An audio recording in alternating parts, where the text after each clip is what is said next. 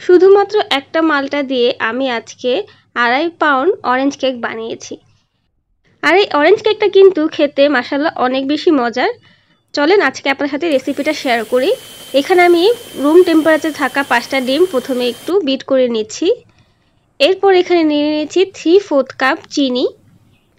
আমি চিনি সবসময় 2 ভাগে দেই, প্রথমে অর্ধেকটা দিয়ে দিলাম, এরপরে বিট করে নিচ্ছি।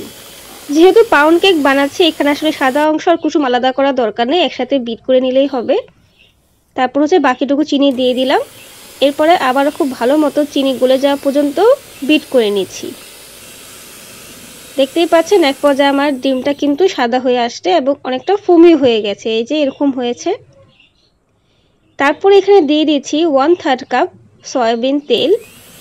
তেল দেওয়ার পরে আমি ঘড়ি ধরে 20 সেকেন্ড এটাকে বিট করে নিব। আমি অরেঞ্জ কেক বানালে সবসময় অরেঞ্জ যে রিয়েল ফ্লেভারটা থাকে সেটাই দেই। তো এখানে হচ্ছে অরেঞ্জটার উপর যে কমলা অংশটা আমি খুব আলতোভাবে গ্রেট করে নিয়েছি, এটাকে অরেঞ্জ জেস্ট বলে। এখানে 1 চামচের মতন হবে এবং চেষ্টা করবেন যাতে সাদা অংশ না আসে, সাদা অংশ আসলে কিন্তু তখন খেতে তিতা লাগবে। আর বাকি অরেঞ্জের রসটা আমি হচ্ছে এরকম নিয়ে নিয়েছি। এখনও যেখানে দিয়ে দিলাম অরেঞ্জ জেস্টটা। আর যেহেতু অরেঞ্জ কেক বানাচ্ছি একটু কালার না দিলে ভালো লাগবে না, তাই এখানে আমি হচ্ছে কয়েক ফোঁটা ফুড কালার দিয়ে দিয়েছি। এতে একদম রিয়েল অরেঞ্জ কালারটা চলে আসবে, দেখতে সুন্দর লাগবে। আপনারা চাইলে এই কালারটা স্কিপও করতে পারেন, আমি সৌন্দর্যের জন্য দিলাম। আরেক পাশে কিন্তু আমি আগে থেকে সব শুকনো উপকরণগুলো চেলে নিয়েছি। এখানে হচ্ছে 1 cup plus 1/3 cup cake flower, 1.5 চামচ বেকিং পাউডার আর 1/2 চা চামচ বেকিং সোডা আছে। অবশ্যই চেলে নেওয়ার চেষ্টা করবেন। তারপর হচ্ছে আমি 3 ভাগে শুকনো উপকরণগুলো আমার এই ডিমের ব্যাটারের সাথে আলতোভাবে মিক্স করে নিব। অতিরিক্ত জোরে করে মেশাবেন না, এতে করে ডিমের ফোমটা বসে যাবে, কেক আর স্পঞ্জ আর ফুলবে না। এরপরে আমি হচ্ছে যখন 1 ভাগে মেশানো হয়ে গেছে তারপর হচ্ছে অরেঞ্জ জুসটা আমি দিয়ে দিচ্ছি। তারপর দেখতেই পাচ্ছেন আমি খুব আলতোভাবে মিক্স করছি। এই যে আমার সমস্ত ব্যাটার মিক্স হয়ে গেছে। তারপরে আমি এখানে হচ্ছে 2 মোল্ডে নিয়েছি, একটা হচ্ছে 6 ইঞ্চি আর একটা হচ্ছে 9 ইঞ্চির মোল্ড আমি দিয়ে দিয়েছি। আর এই দুইটা কেকই কিন্তু আমি চুলায় বেক করেছি। 40 মিনিট মিডিয়াম টু লো হিটে রেখে আমি হচ্ছে এটা বেক করে নিয়েছি এবং দেখতেই পাচ্ছেন মাশাআল্লাহ খুব সুন্দর হয়েছে। আপনারা কিন্তু চাইলে চুলায় সুন্দর করে কেক বানাতে পারেন।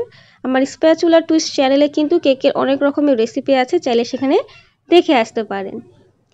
এরপরে হচ্ছে আমি যখন কেকটা পুরোপুরি ঠান্ডা হয়ে গেছে তারপর ডিমোল্ড করে নিচ্ছি। আমি আজকে যেভাবে কেক বানানো আপনাদেরকে শিখালাম এভাবে যদি কেউ তৈরি করেন, যারা কেক বানাতে পারে না তারাও কিন্তু কেক বানাতে পারবে বাসায় খুবই সহজে। এবং দেখতেই পাচ্ছেন মাশাআল্লাহ আমার কেক কিন্তু খুবই সফট হয়েছে। আমি একদম আপনাদেরকে খুব সুন্দর করে দেখানোর চেষ্টা করছি, দেখেন দেখতেই পাচ্ছেন অনেক সুন্দর হয়েছে। কিন্তু আমি কেকগুলোকে সুন্দর করে স্লাইস করে নিয়েছি।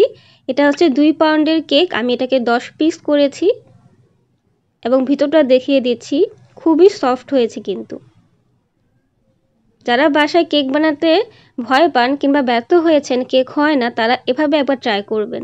আর চকলেট ভ্যানিলা ফ্লেভারের চাইতে ওই অরেঞ্জ ফ্লেভার কেকটা কিন্তু মাশাআল্লাহ অনেক বেশি ভালো লাগে।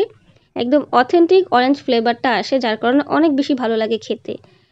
আর আমার আব্বু আম্মুর এই অরেঞ্জ ফ্লেভার কেকটা অনেক বেশি ভালো লাগে, তাই আমি যখনই বানাই অনেক বেশি পরিমাণে বানাই যাতে অনেক দিন খাওয়া যায়। যদিও বেশি দিন খাওয়া যায় না আর কি, 2 দিনের মধ্যে আমার কেকটা ফিনিশ হয়ে যায়।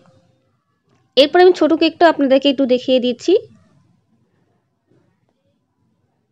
দুটোই কিন্তু সেম হয়েছে, এটাও কিন্তু সেইভাবেই সফট হয়েছে, দেখতেই পাচ্ছেন। যেসব আপুরা বাসায় কেক বানিয়েছেন কিন্তু কখনো পারফেক্ট হয়নি, চুপসে গেছে, তারা কিন্তু চাইলে আমার এই রেসিপিটা হুবহু ফলো করে বাসায় একবার ট্রাই করতেই পারেন। ইনশাল্লাহ গ্যারান্টি দিয়ে বলতে পারবো একদম পারফেক্ট হবে যদি হুবহু আমার মতন ফলো করেন। যখনই বাসায় অরেঞ্জ থাকবে অবশ্যই এই রেসিপিটা ট্রাই করে সবাইকে খাওয়াবেন। এই অরেঞ্জ ফ্লেভারের কেকটা এত বেশি মজার, একবার বানালে আপনার মনে হবে যে আমি আবারও বানাই, আবারও খাই। আর যারা ভ্যানিলা এসেন্স কিংবা চকলেট ফ্লেভারটা পছন্দ করেন না, তাদের জন্য তো এটা ডেফিনেটলি মাস্ট ট্রাই আইটেম। রেসিপিটা কেমন লেগেছে আমাকে কিন্তু অবশ্যই কমেন্ট করে জানাতে পারেন। আর হ্যাঁ, যদি বাসায় ট্রাই করে থাকেন আমাকে সেটা কমেন্টও বলতে পারেন। সবাই ভালো থাকবেন, আল্লাহ হাফেজ।